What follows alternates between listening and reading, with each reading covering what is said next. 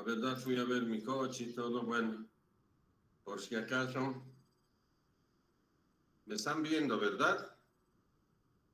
Sí, Hola. se ve. Sí, Gracias. ingeniero. Gracias. Entonces, ¿dónde quedamos? Es lo que nos interesaba ver, ¿verdad? Es el equilibrio en la economía, o se llama también estática comparativa. Nosotros, ¿qué estamos viendo acá? Una estructura isostática, ¿verdad? Es una viga simplemente apoyada. Tenemos estas fuerzas que van en un sentido, que pueden ser si quieren en otro, no interesa, y las reacciones, por supuesto, en sentido contrario para que la sumatoria de las fuerzas de la demanda deben ser igual a la oferta. ¿Esta viga sí se mantiene en equilibrio? Hola. Sí, ingeniero. ¿Pero qué dijimos? Que cuando uno entra al Excel,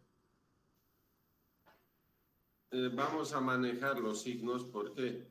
Porque fíjense, acá me voy a posicionar. Se nota, ¿verdad? Hola. Sí se nota. Ya, Sí, yo se nota. vengo a fórmulas, voy a ver financieras, y les dije que de aquí yo iba a ver 5 fórmulas que son las que más voy a utilizar. Por ejemplo, los pagos periódicos. Entonces, voy a manejar acá esto con un signo. Sí, por decir, como manejan el mismo signo, voy a tener que poner menos, o en su defecto, si tiene que ser esto, voy a tener que poner menos. Entonces, eso es, entonces quiere decir que esto no era, que estamos haciendo de memoria, pero lo que les he dicho es de que el signo va a ir ahí. El signo negativo, ¿por qué razón? Porque todos están con un mismo signo. ¿Se ha entendido? Hola, eso vamos a ver más adelante, pero ya entiende por qué vamos a colocar los signos cambiados por una simple razón.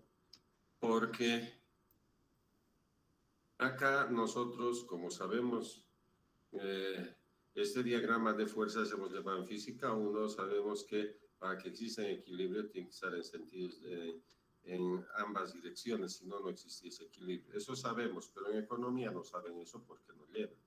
Pero no hay problema, eso lo solucionamos con un signo. ¿Estamos de acuerdo? Sí, ingeniero. Sí, ingeniero.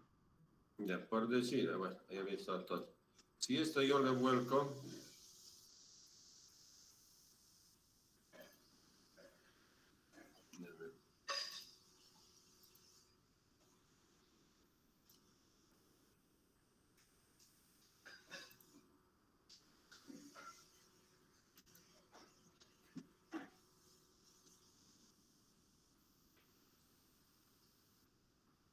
por ejemplo, ¿qué les quiero decir de la manera más simple?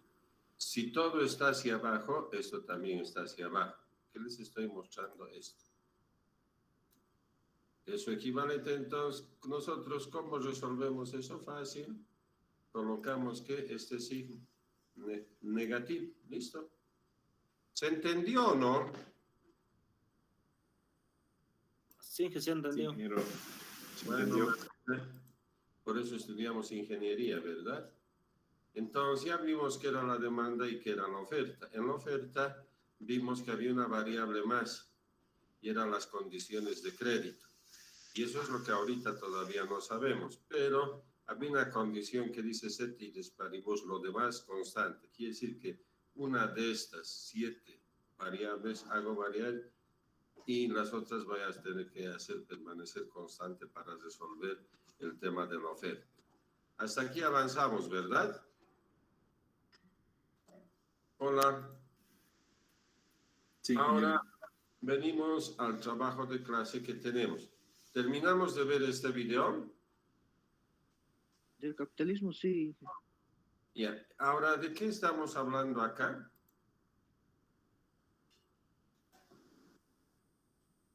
¿Qué dice acá? Condiciones de crédito. Condiciones de crédito. ¿Ustedes saben qué es un crédito? Es un préstamo, ¿verdad?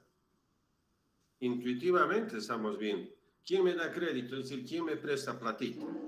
dinerito en términos coloquiales, por no decir doméstico.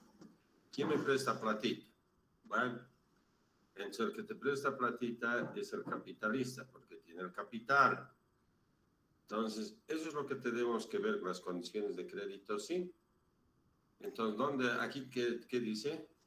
¿Cómo funciona la economía? Porque van a ver que la economía no es nada más que el crédito.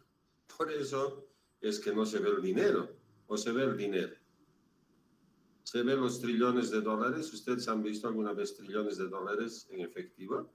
Por lo menos por video o algo. Solo en la Casa de Papel, porque era el Banco Central de España, la entidad que emite esa moneda, ¿verdad? ¿Con respaldo de qué? De los lingotes de oro.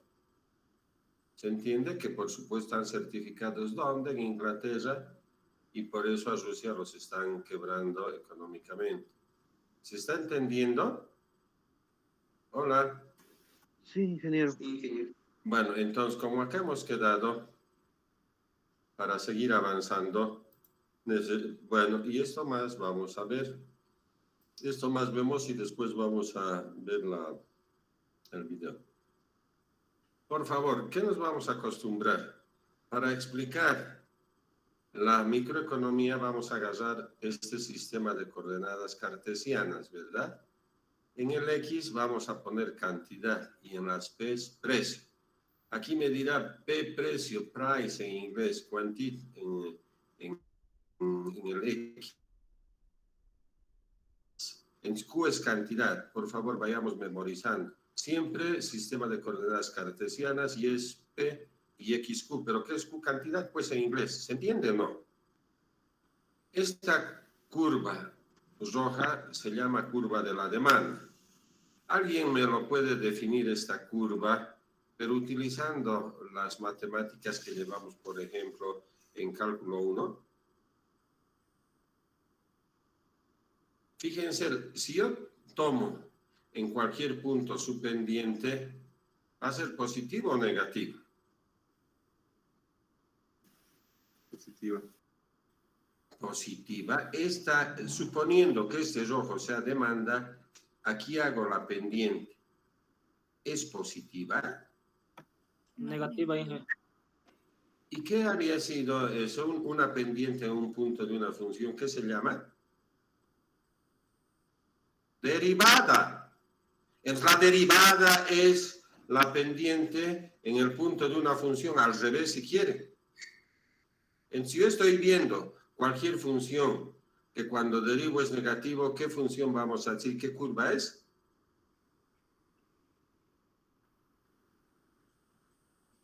Curva de la demanda.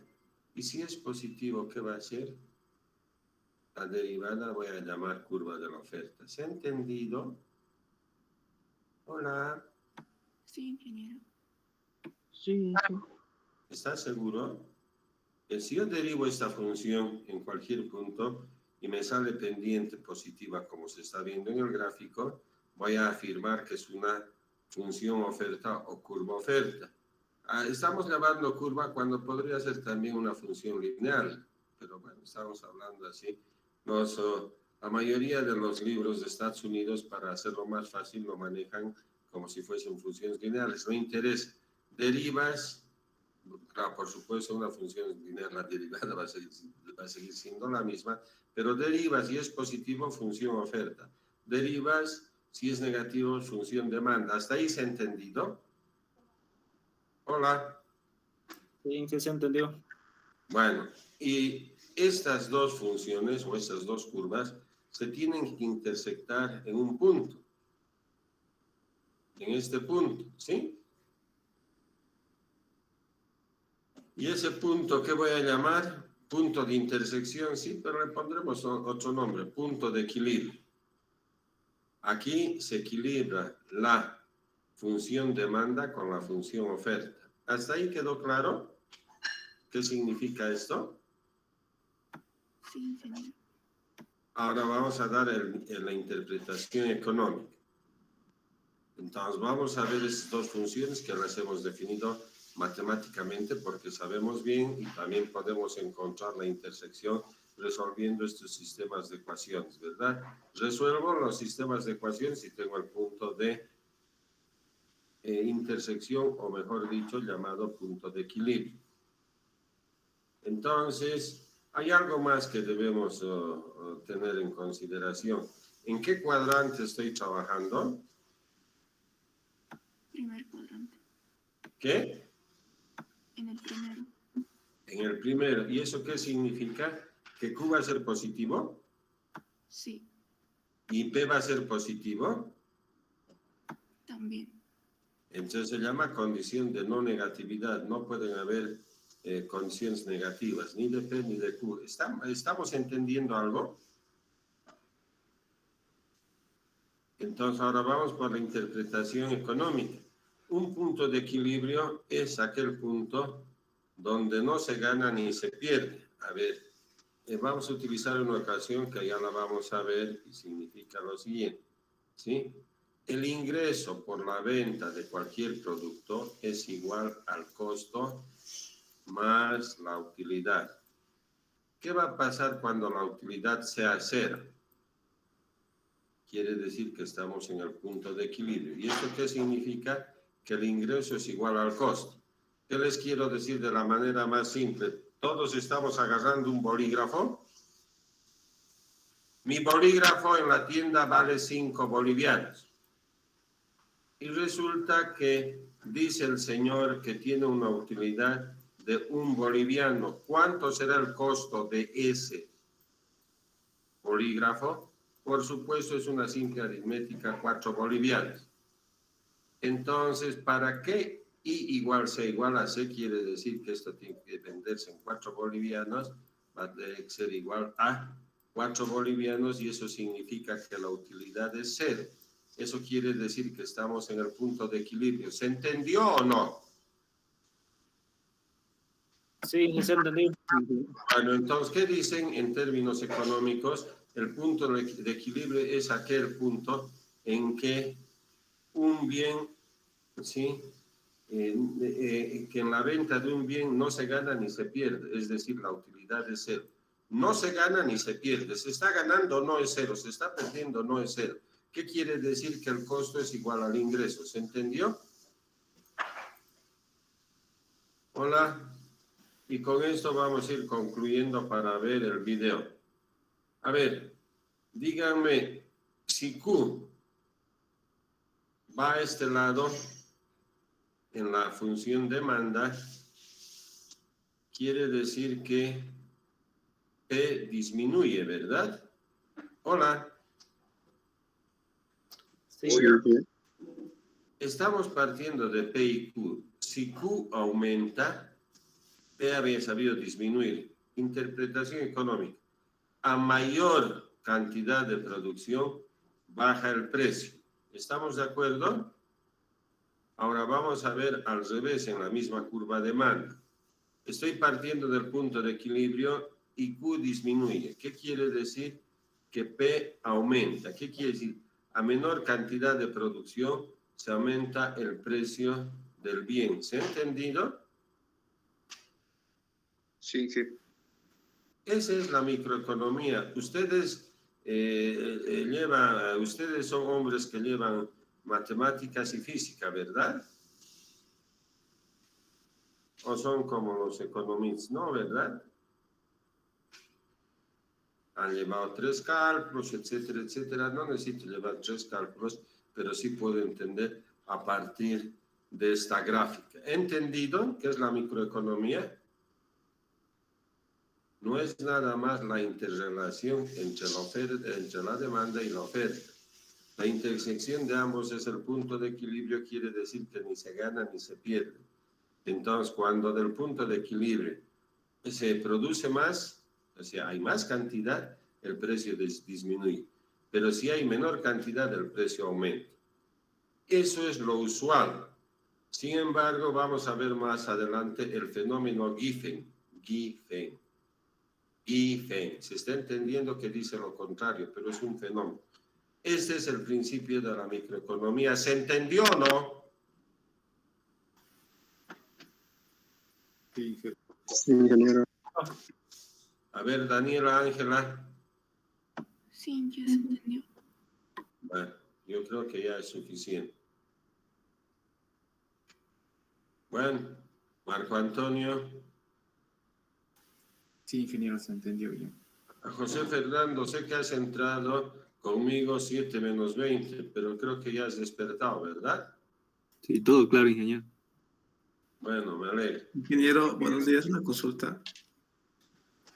Sí, dime, Eh, Gustavo. A lo que se refirió hace momentos es la demanda, ¿verdad? Cuando el producto no está llegando, empieza a subir el precio. Esa es la demanda, ¿no? No, a ver. No, no estamos entendiendo. Hemos hablado de la función demanda con 6 variables. Hemos hablado de la función oferta con 7 variables. Difícilmente uno puede construir estas funciones. La pregunta es, yo construyo una función, ¿cómo puedo saber si es función o curva demanda o cómo es función o curva oferta? Entonces, agarramos el cálculo 1 y colocamos en cualquier punto aquí, por ejemplo. Si yo derivo en este punto, es decir, voy a encontrar la pendiente. Si la pendiente que veo aquí es positiva, se llama función oferta. Si la pendiente es negativa, es función demanda. Eso es lo que les he explicado. Otra vuelta les pregunto y te pregunto a ti, ¿se ha entendido o no? Ahora sí, gracias por sacarme de eso. Pero, por favor, esto les he venido repitiendo. Si no entienden, no me molesta, pero por favor, díganme en su momento. Si no entendemos este gráfico, ¿y por qué es tan importante? ¿Qué estudian ustedes? Hola. ¿Qué estudias, José Fernando? Ingeniería civil. Bueno, ingeniería civil. Si yo no entiendo, estudiando ingeniería civil quiere decir que no he entendido nada. Y nosotros, al revés de los economistas tradicionales, a partir de la interpretación matemática vamos a descifrar el concepto económico, porque hemos dicho que la economía es una ciencia social. ¿Y qué hemos dicho? Esto, por favor, y vamos terminando. De aquí que hemos sacado el punto de equilibrio. Y hemos dicho que el ingreso es igual al costo más utilidad. ¿Pero qué es el punto de equilibrio? Cuando la utilidad es cero. Entonces el ingreso es igual al costo. Quiere decir que el bien que produzco no me da ni ganancia ni pérdida. A eso se llama punto de equilibrio. ¿Hasta ahí has entendido, Gustavo? Sí, ingeniero.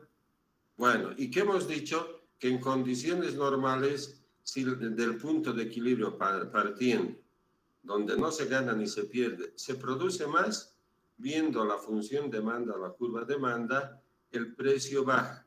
Si la cantidad del punto de equilibrio disminuye, el precio se aumenta. ¿Eso es lo que me dice esta gráfica o no? Hola. Dije, Y ese es el principio de la microeconomía. Sin embargo, les he dicho que en todo principio, siempre en toda regla, hay algo que se puede zafar. Y eso es el concepto de los bienes Giffen. Que vamos a ver que era un agricultor que vivía en parte del Reino Unido y van a ver, etcétera, etcétera, que es al revés. Pero no quiero complicarse. Ahorita, ¿se ha entendido cómo funciona la microeconomía? Sí, ingeniero. Bueno, entonces, ¿qué es lo que nos costaba? Lo que no entendíamos era el crédito, y eso es lo que vamos a ver. Hoy día vamos a ver la mitad y el día miércoles la otra mitad. ¿Estamos? Hola. Sí, Ingeniero. sí, ingeniero. Voy a dejar de presentar, no me van a quitar, por favor. Presentar ahora. Trabajo. A ver, un ratito, voy a ver. Ahí está bien. Yo también ya abrimos esto. Una pestaña.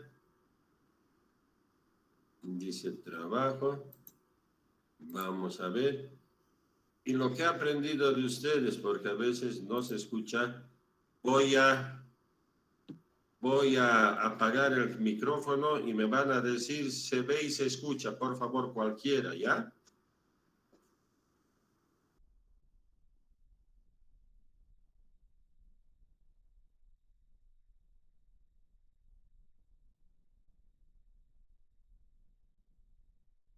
cómo funciona la máquina de la economía en 30 minutos. La economía funciona como una simple máquina. Sin embargo, muchos no la entienden o no concuerdan en cómo funciona. Y eso ha llevado a mucho sufrimiento económico en vano. Siento una profunda obligación de compartir mi plantilla económica, sencilla pero práctica. Aunque no es convencional, me ayudó a predecir y eludir la crisis financiera mundial. Y me sirve bien ya hace más de 30 años. Comencemos. Aunque la economía puede parecer compleja, funciona en forma simple y mecánica. Consta de unas pocas piezas simples y muchas transacciones simples que se repiten una y otra vez innumerables veces. Estas transacciones son impulsadas más que nada por la naturaleza humana y crean tres fuerzas principales que mueven la economía. 1. Incremento de la productividad. 2. El ciclo de deudas a corto plazo. 3. El ciclo de deudas a largo plazo. Veremos estas tres fuerzas y cómo al superponerlas una a la otra, creamos una buena plantilla para seguir los movimientos económicos y comprender qué está ocurriendo. Comencemos por la parte más simple de la economía. Transacciones. Una economía es simplemente la suma de las transacciones que la componen. Y una transacción es algo muy sencillo. Todo el tiempo hacemos transacciones. Cada vez que compramos algo, creamos una transacción. Cada transacción consiste en un comprador que canjea dinero o crédito a un vendedor por mercancías, servicios o activos financieros. El crédito se gasta como el dinero. De modo que sumando el dinero gastado al crédito gastado, sabemos el gasto total. El gasto total impulsa la economía. Si dividimos la suma gastada por la cantidad vendida, obtenemos el precio. Y eso es todo. Esto es una transacción. Es el pilar de la máquina de la economía. Los ciclos y fuerzas de una economía son impulsados por transacciones. Así que si entendemos las transacciones, entendemos toda la economía. Un mercado consta de todos los compradores y todos los vendedores que realizan transacciones con lo mismo. Por ejemplo, hay un mercado del trigo, un mercado de coches, un mercado de valores y mercados para millones de cosas. Una economía consta de todas las transacciones en todos sus mercados. Si sumamos el total de gastos y la cantidad total vendida en todos los mercados, tenemos todo lo que necesitamos saber para entender la economía. Es así de simple. Las personas, empresas, bancos y gobiernos, todos participan en transacciones como describí anteriormente. Canjean dinero y crédito por mercancías, servicios y activos financieros. El mayor comprador y vendedor es el gobierno, compuesto por dos partes importantes. Un gobierno central que recauda impuestos y gasta dinero, y un banco central, que es diferente de otros compradores y vendedores porque controla la cantidad de dinero y de crédito en la economía. Lo hace influyendo en las tasas de interés e imprimiendo dinero nuevo. Por estas razones, como veremos, el Banco Central es un actor importante en el flujo del crédito. Ahora pongamos atención en el crédito. El crédito es la parte más importante de la economía y probablemente la menos comprendida. Es la parte más importante porque es la mayor y la más volátil. Así como compradores y vendedores van al mercado a hacer transacciones, también los prestadores y los prestatarios. Los prestadores suelen querer convertir su dinero en más dinero. Y los prestatarios suelen querer comprar algo que no pueden pagar, como una casa o un coche, o quieren invertir en algo como iniciar una empresa. El crédito puede ayudar tanto a prestadores como a prestatarios a obtener lo que desean. Los prestatarios prometen devolver la suma prestada llamada el capital, más una suma adicional llamada interés. Cuando las tasas de interés son altas, se toman menos préstamos porque son caros. Cuando las tasas de interés son bajas, se toman más préstamos porque son más baratos. Cuando los prestatarios prometen devolver el préstamo y los prestadores les creen, se crea el crédito. Dos personas cualesquiera pueden acordar el crear crédito de la nada. Esto parece bastante sencillo, pero el crédito es escurridizo porque tiene nombres diferentes. Una vez generado el crédito, se convierte de inmediato en deuda. La deuda es un activo para el prestador y un pasivo para el prestatario. En el futuro, cuando el prestatario devuelva el préstamo con intereses, activo y pasivo desaparecerán y la transacción queda saldada. Entonces, ¿por qué es el crédito tan importante? Porque cuando un prestatario obtiene crédito, puede aumentar sus gastos. Y hay que recordar, el gasto impulsa la economía. Eso es porque el gasto de una persona es el ingreso de otra persona. Pensemos que cada dólar que gastamos, alguien lo gana. Y cada dólar que ganamos fue gastado por alguien. Así que cuando gastamos más, alguien gana más. Cuando los ingresos de alguien aumentan, los prestadores están más dispuestos a prestarle dinero porque ahora es más digno de crédito. Un prestatario digno de crédito tiene dos cosas: la capacidad de devolver el préstamo y un aval. Tener ingresos altos comparados con la deuda le permite devolver dinero. En caso de no poder hacerlo, tiene activos valiosos como aval que pueden venderse. Esto hace que los prestadores se sientan cómodos al prestarle dinero. Así, mayores ingresos permiten tomar más préstamos, que a su vez permiten mayores gastos. Y como los gastos de una persona son los ingresos de otra, esto lleva a más préstamos y así sucesivamente. Esta conducta se realimenta y conduce al crecimiento económico. Y por eso tenemos ciclos. En una transacción hay que dar algo para obtener algo. Y cuánto obtenemos depende de cuánto producimos. Con el tiempo aprendemos y esos conocimientos acumulados elevan los niveles de vida. A esto lo llamamos crecimiento de la productividad. Quienes son creativos y trabajan duro aumentan su productividad y sus niveles de vida con mayor rapidez que aquellos complacientes y perezosos. Aunque no necesariamente a corto plazo. La productividad cuenta más a largo plazo. El crédito a corto plazo. Esto es porque el crecimiento de la productividad no fluctúa mucho, así que no es un propulsor importante de los vaivenes económicos. La deuda sí lo es, porque al adquirirla nos permite consumir más de lo que producimos, y nos obliga a consumir menos de lo que producimos cuando la reintegramos. Los vaivenes de la deuda siguen dos grandes ciclos. Uno de entre 5 a 8 años, y el otro de entre 75 a 100 años aproximadamente. Aunque la mayoría de la gente siente los vaivenes, habitualmente no los ve como ciclos porque los ve demasiado de cerca, día a día, semana a semana. En este capítulo daremos un paso atrás para ver estas tres grandes fuerzas y cómo interactúan para crear nuestras experiencias. Vimos que los vaivenes alrededor de la línea no surgen de cuánta innovación o trabajo arduo hay, sino sobre todo de cuánto crédito hay. Imaginemos por un momento una economía sin crédito. En esta economía solo puedo aumentar mis gastos si aumento mis ingresos, lo cual me exige ser más productivo y trabajar más. Una productividad mayor es el único camino hacia el crecimiento. Como mis gastos son los ingresos de otra persona, la economía crece cada vez que yo u otro cualquiera es más productivo. Si seguimos las transacciones y las mostramos, vemos una progresión como la línea de crecimiento de la productividad. Pero como tomamos préstamos, tenemos ciclos. Esto no surge de ninguna ley o reglamento, sino de la naturaleza humana y de cómo funciona el crédito. Pensemos en tomar préstamos como estirar los gastos hacia adelante. Para comprar algo que no podemos permitirnos, hay que gastar más de lo que se gana. Para ello, debemos tomar prestado de nuestro propio futuro. Así, creamos un tiempo en el futuro en el que deberemos gastar menos de lo que ganamos para poder devolverlo. Muy rápidamente se asemeja a un ciclo. En esencia, cada préstamo que tomamos crea un ciclo.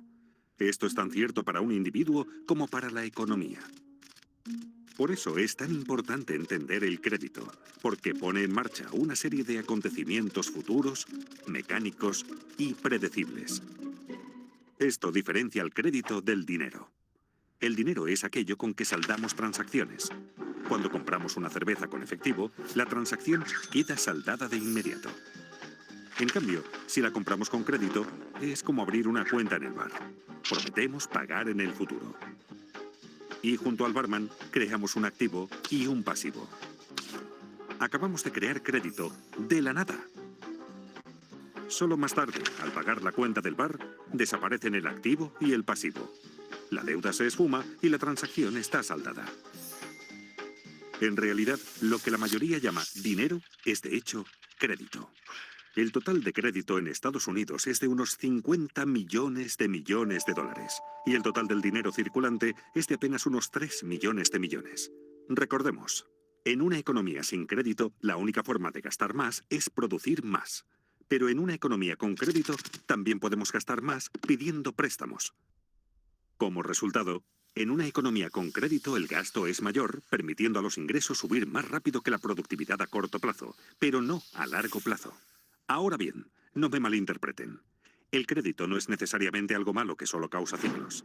Es malo cuando financia un exceso de consumo que no puede reembolsarse. Sin embargo, es bueno cuando asigna recursos con eficacia y produce ingresos que nos permiten devolver la deuda. Por ejemplo, si tomamos un préstamo para comprar una televisión grande, el aparato no genera ingresos para que devolvamos lo prestado. Pero si tomamos un préstamo para comprar un tractor y así poder cosechar mayores cultivos y ganar más dinero, podremos devolver lo prestado y mejorar nuestro nivel de vida. En una economía con crédito, podemos seguir las transacciones y ver cómo el crédito genera crecimiento. Veamos un ejemplo. Imaginemos que ganamos $100.000 anuales y no tenemos deuda alguna. Entonces, si nos prestan $10.000, supongamos que en una tarjeta de crédito podríamos gastar $110.000, aunque en realidad solo ganamos $100.000. Como mis gastos son los ingresos de otro, alguien está ganando $110.000. La persona que está ganando $110.000 sin tener deuda alguna puede tomar prestados $11.000 y así gastar $121.000, aunque en realidad solo ganó $110.000. Sus gastos son los ingresos de otro, y siguiendo las transacciones podemos comenzar a ver cómo este proceso sigue una pauta que se refuerza a sí misma. Pero recordemos, tomar préstamos crea ciclos, y si el ciclo sube, en algún momento deberá bajar. Esto nos lleva al ciclo de deuda a corto plazo. Cuando aumenta la actividad económica vemos una expansión, la primera fase del ciclo de deudas a corto plazo. El gasto sigue creciendo y los precios comienzan a subir. Esto ocurre porque el mayor gasto es alimentado por el crédito, que puede crearse instantáneamente de la nada. Cuando el gasto y el ingreso aumenta más rápido que la producción de bienes, los precios suben. La subida de precios se llama inflación. El Banco Central no desea demasiada inflación porque causa problemas. Al ver que los precios suben, el banco sube las tasas de interés. Con tasas de interés más altas, menos personas pueden permitirse tomar préstamos y el coste de las deudas existentes sube. Por ejemplo, suben los pagos mensuales de nuestras tarjetas de crédito. Como la gente toma menos prestado y tiene que pagar más por sus deudas, tiene menos dinero disponible para gastar y el gasto se ralentiza. Y como los gastos de una persona son los ingresos de otra, los ingresos bajan y así sucesivamente. Cuando la gente gasta menos, los precios bajan. Eso se llama deflación. La actividad económica disminuye y tenemos una recesión. Si la recesión se torna demasiado grave y la inflación ya no es un problema, el Banco Central bajará las tasas de interés para que todo vuelva a remontar. Con tasas de interés bajas, los reintegros de las deudas se reducen. Se toma más prestado y se gasta más, y vemos otra expansión. Como vemos, la economía funciona como una máquina. En el ciclo de deuda a corto plazo, el gasto se restringe solo por la voluntad de prestadores y prestatarios de dar y recibir crédito. Cuando el crédito se obtiene con facilidad, hay expansión económica. Cuando no se obtiene fácilmente, hay una recesión. Y atención, este ciclo es controlado en primer lugar por el Banco Central. El ciclo de deuda de corto plazo suele durar de 5 a 8 años y se repite una y otra vez durante décadas. Pero notarán que la parte inferior y la superior de cada ciclo terminan con mayor crecimiento que el ciclo anterior y con más deuda. ¿Por qué? Porque la gente lo empuja. Se inclina más a tomar préstamos y gastar que a pagar deudas. Es la naturaleza humana. Por eso mismo, a la larga, las deudas crecen más rápido que los ingresos, creando el ciclo de deudas a largo plazo. Aunque la gente está más endeudada, los prestadores dan crédito con mayor facilidad. ¿Por qué? porque todos consideran que las cosas van muy bien. La gente piensa solo en los acontecimientos recientes. ¿Y qué fue lo que ocurrió recientemente? Los ingresos subieron. Los valores de los activos suben. El mercado bursátil ruge. Es un boom. Conviene comprar mercancías, servicios y activos financieros con dinero prestado. Cuando la gente hace mucho de eso, le llamamos una burbuja. De modo que aunque las deudas hayan ido creciendo, los ingresos han crecido casi tan rápido como para compensarlas. A la relación entre deuda e ingresos la llamaré carga de la deuda. Mientras los ingresos sigan subiendo, la carga de la deuda se mantiene manejable. Simultáneamente, los valores de los activos suben vertiginosos. La gente toma préstamos gigantescos para comprar activos para inversión y hace que su precio suba aún más. La gente se siente rica, de modo que hasta con muchísima deuda acumulada, los ingresos y los activos en alza ayudan a los prestatarios a mantenerse dignos de crédito por mucho tiempo. Obviamente es algo que no puede continuar para siempre. Y no ocurre. Con las décadas, la carga de la deuda aumenta lentamente y crea reembolsos crecientes. Cuando estos reembolsos comienzan a crecer más,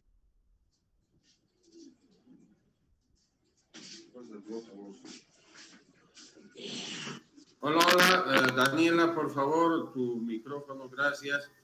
Hasta acá hemos visto, ¿verdad? Hemos visto que es una inflación, que es una deflación, pero sobre todo el comportamiento del crédito. Y he escuchado indicadores que de tantos $1.000 millones, un ratito, por favor, me están llamando. Hola.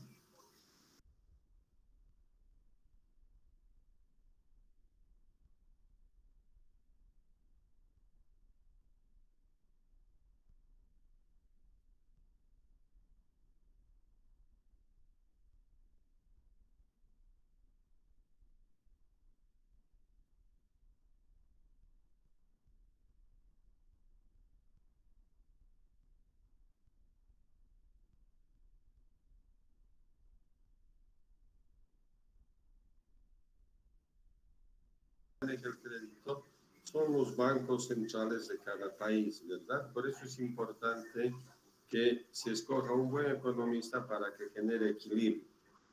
Hasta acá se ha entendido algo sobre el crédito y sobre las inflaciones, deflaciones, que está claro. Y yo me presto para producir, no me prestaría para... Sí, dime, por favor, Edwin.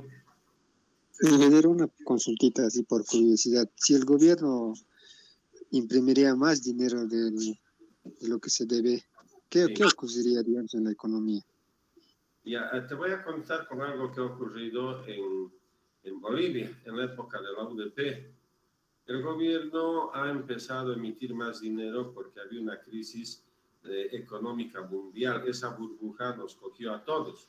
Los precios de las materias primas bajaron y la verdad es que Bolivia sigue siendo un exportador de materias primas. No había ingresos.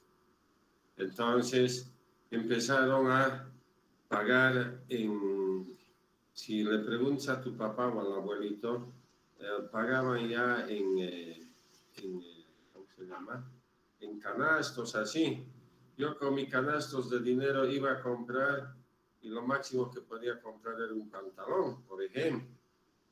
A eso justamente es lo que dicen, no podemos llegar a eso, porque no solo primero pasamos por la deflación y finalmente entramos a la recesión y ahí no nos salva nadie.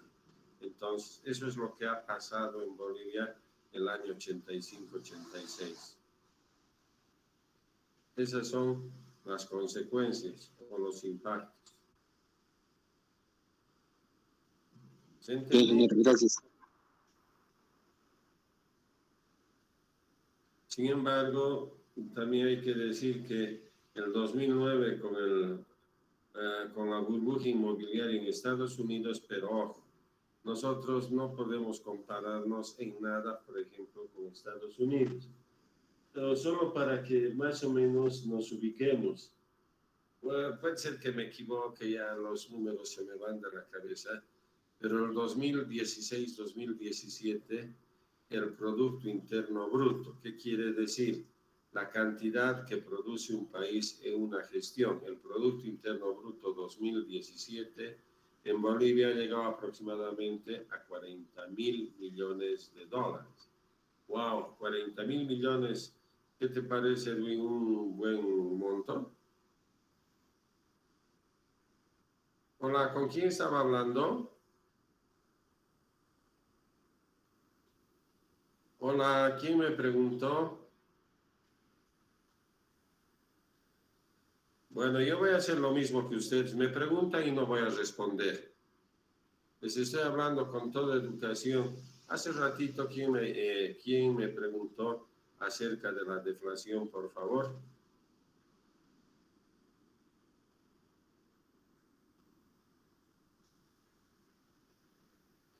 Edwin García. Sí, ingeniero. ¿Tú me preguntaste?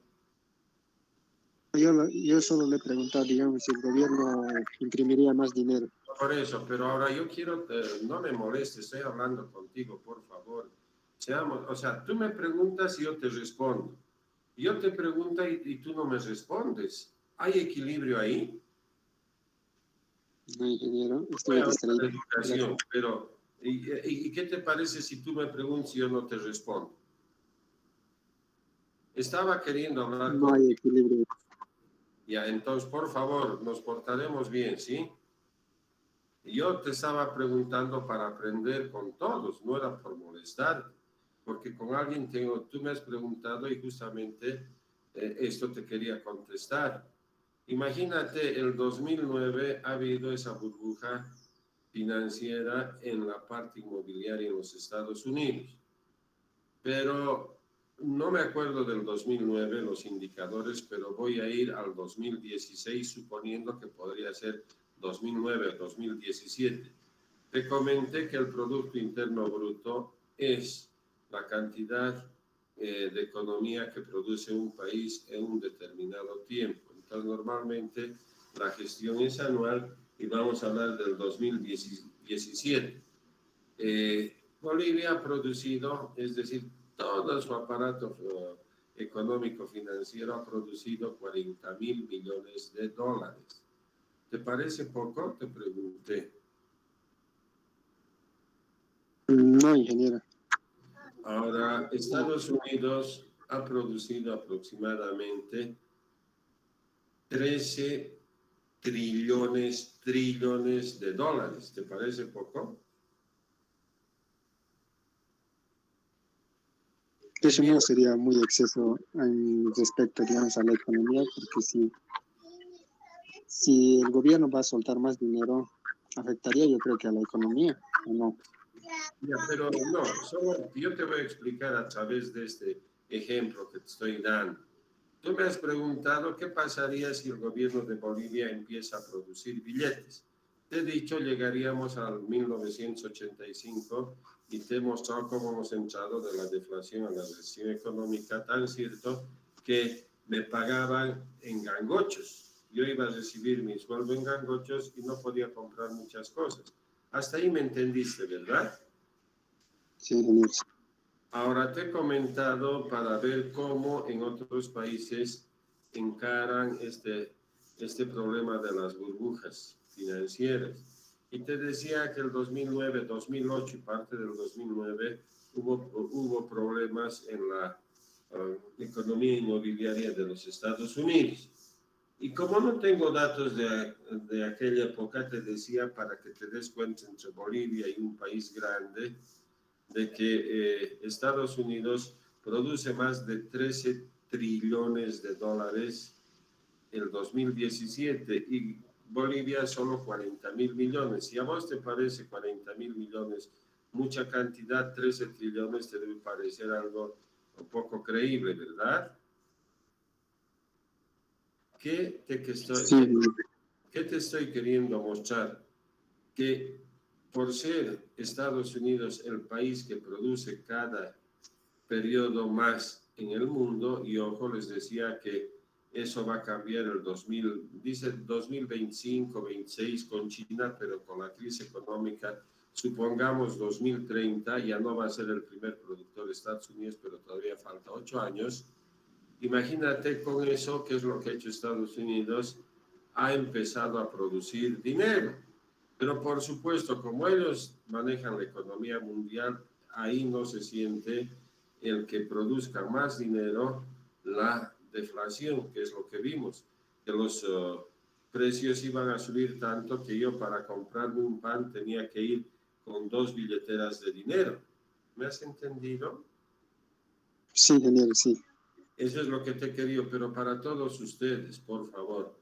Yo cuando les devuelvo la pregunta no es para molestarles o para calificarles, sino es para continuar con el diálogo, la pregunta que me han hecho. Entonces, solo fue eso. Bueno, preguntas, por favor.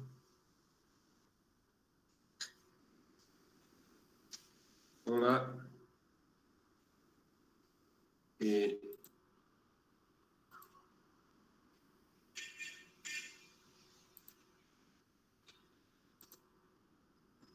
Bueno, vamos a volver acá.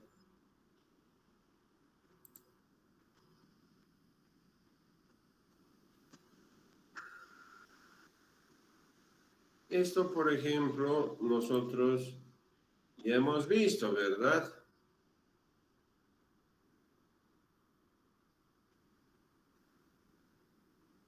Hemos dicho que X siempre es la cantidad del número de unidades de un bien y es el precio. Entonces, dice, si Y de manera se toma siempre como positivo, hemos hablado de la condición de no negatividad. Si yo derivo y es mayor a 0, va a decir es positivo, la función es oferta. Si es negativa, la función es demanda. Entonces, el punto de inflexión se llama punto de equilibrio. Hasta aquí hemos visto, ¿verdad? Entonces, vamos a ver este último ejercicio para entrar al siguiente, pero que aquí nomás ya lo vamos a ver. Dice hallar las pendientes y el punto de equilibrio de las siguientes funciones. No estamos diciendo que la función 1 o la función A o la función B sea función oferta o demanda. Absolutamente, solo tenemos funciones. Y como nosotros sabemos cálculo, estas funciones son polinómicas. Son cuadráticas, polinómicas. Si está elevado a 1 son funciones lineales. Cuando está elevado a la n son polinómicas.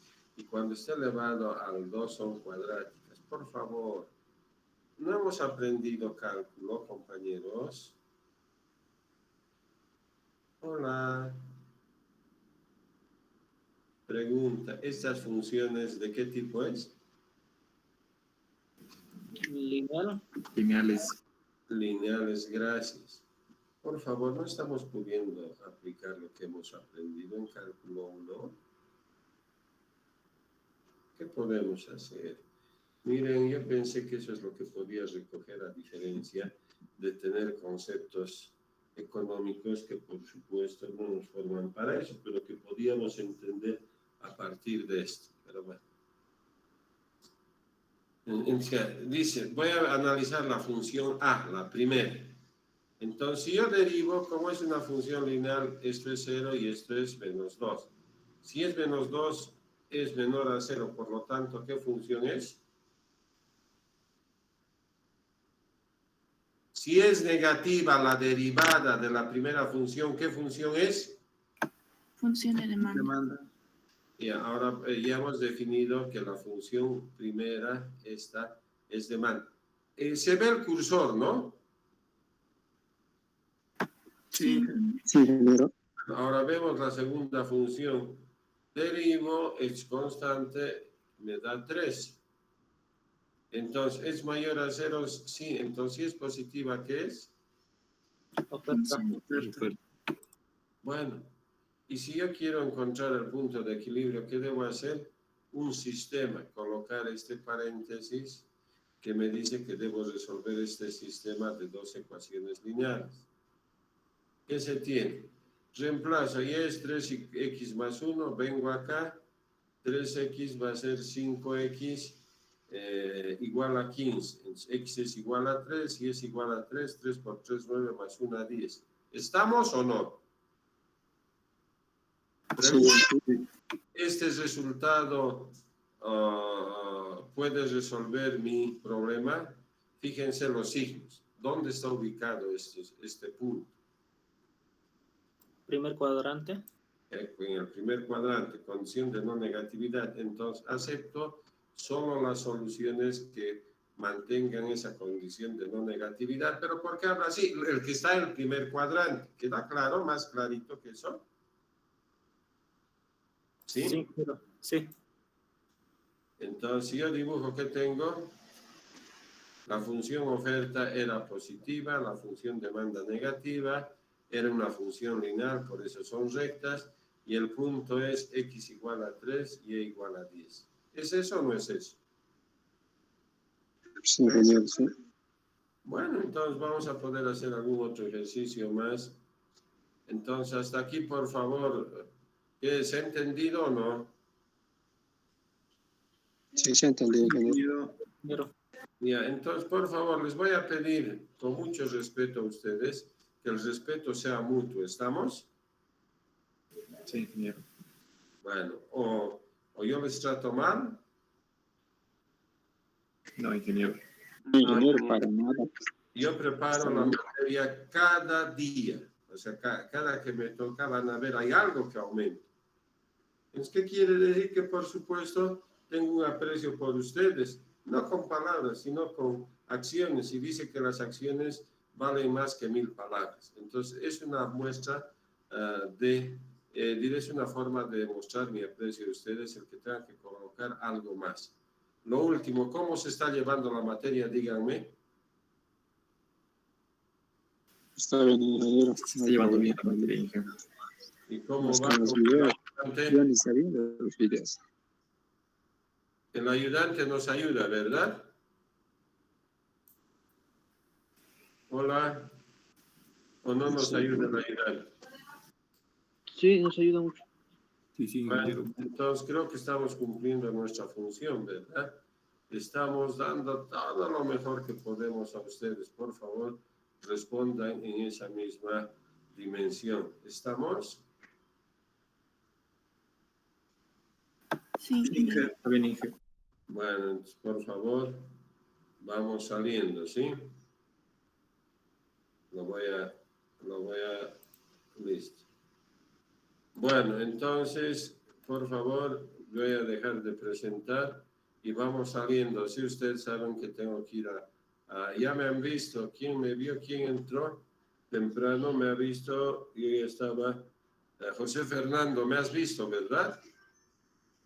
Has sido el primero en entrar. Sí, ingeniero. Bueno, yo estoy ya arreglado para ir a trabajar. Entonces, tengo que ir al laboratorio de geotecnia. Tenemos muchos ensayos que hacer. Bueno, hasta acá preguntas. Ya no hay más, ¿verdad? No, ingeniero. Ya, entonces vamos saliendo, por favor. Tengo que